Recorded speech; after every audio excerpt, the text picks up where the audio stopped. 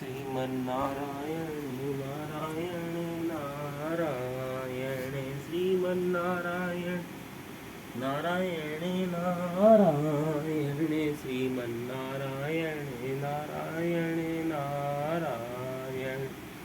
Hello दोस्तों, कैसे हो आप सब। आशा करता हूँ आप सब अच्छे और स्वस्थ होंगे। हम भी अच्छे और स्वस्थ हैं। सभी दोस्तों को नारायण नारायण नारायण। आज हम आपको महाशिव पुराण के रुद्र संहिता तृतीय खंड का अगला अध्याय सुनाएंगे। कृपया हमारे वीडियो को ज़्यादा से ज़्यादा शेयर कीजिए, लाइक कीजिए और चैनल को सब्सक्राइब कीजिए। चलो अब हम शुरू करते हैं। जय हो ब्रह्मा विष्णु महेश, आपकी सदा ही जय जय होए। कोई भूल चूक हुई हो तो क्षमा करना प्रभु।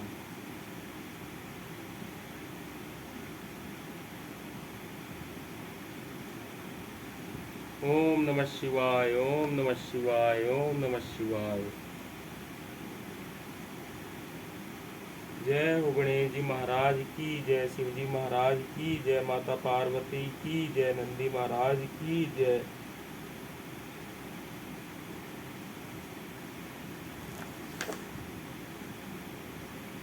दोस्तों, आज का हमारा अगला अध्याय है अध्याय 48। शिव पार्वती के विवाह का आरंभ। हिमालय के द्वारा शिव के गोत्र के विषय में प्रसन्न होने पर नारद जी के द्वारा उत्तर हिमालय का कन्यादान करके शिव को दहेज देना तथा शिवा का अभिषेक। ब्रह्मा जी कहते हैं, नारद इसी समय वहां गर्गाचार्य से प्रेरित हो मैना सहित हिमवान ने कन्यादान का कार्य आरंभ किया। उस समय वस्त्राभूषणों से विभूषित महाभागा मैना सोने का कलश लिए पति हिमवान के दाहिने भाग में बैठी। तत्पश्चात पुरोहित सहित हर्ष से भरे हुए शैलराज ने पाद आदि के द्वारा वर का पूजन करके वस्त्र, चंदन और आभूषणों द्वारा उनका वर्ण किया। इसके बाद हिमाचल ने ब्राह्मणों से कहा, आप लोग तिथि आदि के कीर्तन पूर्वक कन्यादान के संकल्प वाक्य का प्रयोग बोलें, उसके लिए अवसर आ गया है। वे सब द्विश्रेष्ठ काल के ज्ञाता थे, अतः तथास्तु कहकर वे सब बड़ी प्रसन्नता के साथ तिथि आदि का कीर्तन करने लगे। तदंतर सुंदर लीला करने वाले परमेश्वर शंभु के द्वारा मन ही मन प्रेरित हो हिमाचल ने प्रसन्नतापूर्वक हंसकर उनसे कहा, शंभो, आप अपने गोत्र का परिचय दें, प्रवर, कुल, नाम, वेद और शाखा का प्रतिपादन करें। अब अधिक समय न बिताएं। हिमाचल की यह बात सुनकर भगवान शंकर सुमुख होकर विमुख हो गए। अशोचनीय होकर भी तत्काल शोचनीय अवस्था में पड़ गए। उस समय श्रेष्ठ देवताओं, मुनियों, गंधर्वों, यक्षों और सिद्धों ने देखा कि भगवान शिव के मुख से कोई उत्तर नहीं निकल रहा है। नारद, यह देखकर तुम हंसने लगे और महेश्वर का मन ही मन स्मरण करके गिरिराज से यूँ बोले। नारद ने कहा, पर्वतराज, तुम मूर्खता के वशीभूत होकर कुछ भी नहीं जानते। महेश्वर से क्या कहना चाहिए और क्या नहीं, इसका तुम्हें पता नहीं है। वास्तव में तुम बड़े बहिर्मूर्ख हो। तुमने इस समय साक्षात हर से उनका गोत्र पूछा है और उसे बताने के लिए उन्हें प्रेरित किया है। तुम्हारी यह बात अत्यंत उपहासजनक है। पर्वतराज, इनके गोत्र, कुल और नाम को तो विष्णु और ब्रह्मा आदि भी नहीं जानते, फिर दूसरों की क्या चर्चा है। शैलराज, जिनके एक दिन में करोड़ों ब्रह्माओं का लय होता है, उन्हीं भगवान शंकर को तुमने आज काली के तपोबल से प्रत्यक्ष देखा है। इनका कोई रूप नहीं है, ये प्रकृति से परे निर्गुण परम ब्रह्मा परमात्मा है। निरंकार, निर्विकार, मायाधीश एवं तत्परात्पर हैं। गोत्र, कुल और नाम से रहित स्वतंत्र परमेश्वर हैं। साथ ही अपने भक्तों के प्रति बड़े दयालु हैं। भक्तों की इच्छा से ही ये निर्गुण से सगुण हो जाते हैं। निराकार होते हुए भी सुंदर शरीर धारण कर लेते हैं और अनामा होकर भी बहुत से नाम वाले हो जाते हैं। ये गोत्रहीन होकर भी उत्तम गोत्र वाले हैं, कुलहीन होकर भी कुलीन हैं। पार्वती की तपस्या से ही ये आज तुम्हारे माता बन गए हैं, इसमें संशय नहीं है। गिरिश्रेष्ठ, इन लीला विहारी परमेश्वर ने चराचर जगत को मोह में डाल रखा है। कोई कितना ही बुद्धिमान क्यों न हो, वह भगवान शिव को अच्छी तरह नहीं जानता। ब्रह्मा जी कहते हैं, मुने, ऐसा कहकर शिव की इच्छा से कार्य करने वाले तुझ ज्ञानी इस देवर्षि ने शैलराज को अपनी वाणी से हर्ष प्रदान करते हुए फिर इस प्रकार उत्तर दिया।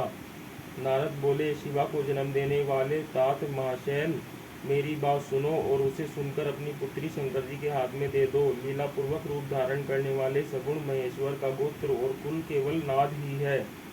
इस बात को अच्छी तरह समझ लो। शिव नादमय है और नाद शिवमय है, यह सर्वथा सच्ची बात है। नाद और शिव, इन दोनों में कोई अंतर नहीं है। शैलेंद्र, सृष्टि के समय सबसे पहले लीला के लिए सगुण रूप धारण करने वाले शिव से नाद ही प्रकट हुआ था, अतः वह सबसे उत्कृष्ट है। हिमालय इसलिए मन ही मन सर्वेश्वर शंकर के द्वारा प्रेरित हो मैंने आज अभी वीणा बजाना आरंभ कर दिया था। ब्रह्मा जी कहते हैं, मुने तुम्हारी यह बात सुनकर गिरिराज हिमालय को संतोष प्राप्त हुआ और उनके मन का सारा विस्मय जाता रहा। तदंतर श्री विष्णु आदि देवता तथा मुनि सब के सब विस्मय रहित हो नारद को साधुवाद देने लगे। महेश्वर की गंभीरता जानकर सभी विद्वान आश्चर्यचकित हो बड़ी प्रसन्नता के साथ परस्पर बोले, अहो, जिनकी आज्ञा से इस विशाल जगत का प्राकट्य हुआ है, जो परात्पर आत्मबोध स्वरूप स्वतंत्र लीला करने वाले तथा उत्तम भाव से ही जानने योग्य हैं, उन त्रिलोकनाथ भगवान शंभु का आज हम लोगों ने भली भांति दर्शन किया है। तदंतर हिमालय ने विधि के द्वारा प्रेरित हो भगवान शिव को अपनी कन्यादान कर दिया। इस कन्यादान करते समय वे बोले, इमाम कन्याम तुभ्यमहं ददामि परमेश्वर भार्यार्थ परिग्रहणीषु प्रसिद्ध सकलेश्वर। परमेश्वर, मैं अपनी यह कन्या आपको देता हूँ, आप इसे अपनी पत्नी बनाने के लिए ग्रहण करें। सर्वेश्वर, इस कन्यादान से आप संतुष्ट हो। इस मंत्र का उच्चारण करके हिमाचल ने अपनी पुत्री त्रिलोक जननी पार्वती को उन महान देवता रुद्र के हाथ में दे दिया।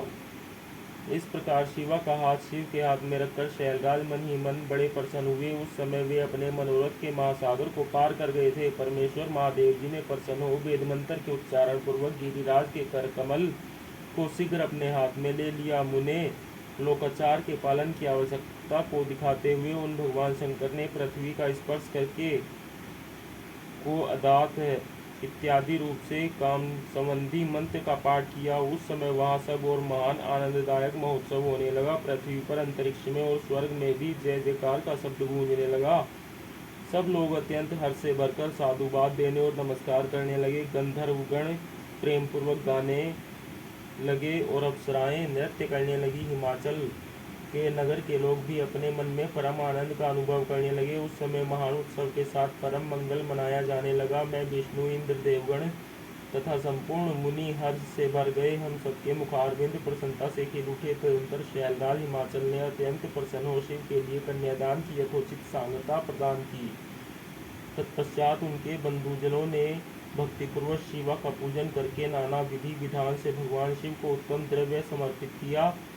हिमालय ने दहेज में अनेक प्रकार के द्रव्य, रत्न, पात्र, 1 लाख सुसज्जित गोवें, 1 लाख सजे सजाए घोड़े, करोड़ हाथी और उतने ही स्वर्ण जटित रथ आदि वस्तुएं दी। इस प्रकार परमात्मा शिव को विधि पूर्वक अपनी पुत्री कल्याणमयी पार्वती का दान करके हिमालय कृतार्थ हो गए। इसके बाद शैलराज ने यजुर्वेद की माध्यान्दिनी शाखा में वर्णित स्तोत्र के द्वारा दोनों हाथ जोड़ प्रसन्नता पूर्वक उत्तम वाणी में परमेश्वर शिव की स्तुति की। तत्पश्चात वेद वेदता हिमाचल की आज्ञा देने पर मुनियों ने बड़े उत्साह के साथ शिवा के सिर पर अभिषेक किया और महादेव जी का नाम लेकर उस अभिषेक की विधि पूरी की। मुने उस समय बड़ा आनंदमय महोत्सव हो रहा था। ओम नमः शिवाय, ओम नमः शिवाय, ओम नमः शिवाय। जय हो ब्रह्मा विष्णु महेश, आपकी सदा ही जय जय हुए। कोई भूल चूक हुई हो तो क्षमा करना प्रभु। दोस्तों, आज के लिए इतना ही। सभी को नारायण नारायण नारायण।